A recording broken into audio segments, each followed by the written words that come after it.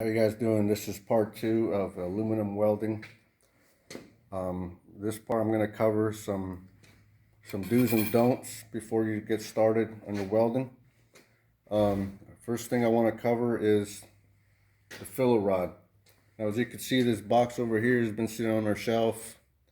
You know, if your shop's anything like this one, you're doing heavy repairs or grinding, there's dust everywhere. So the rod out the box might look clean, but let me show you what you need to do before you do some aluminum welding that can contaminate your weld. Now, it looks clean.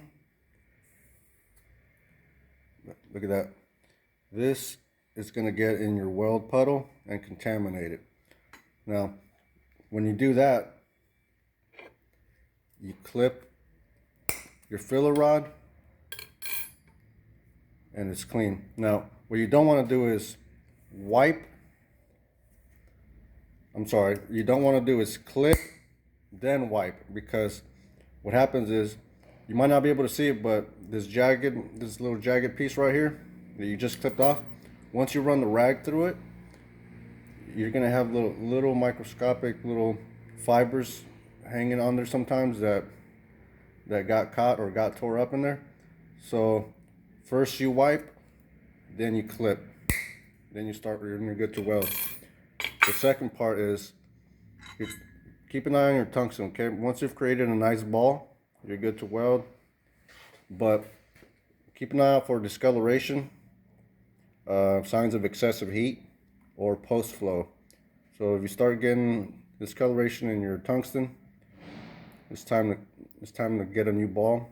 So you just clip the end, get a new ball, and turn up your argon for more post flow gas, because the heat and the lack of argon to shield it is gonna contaminate your tungsten.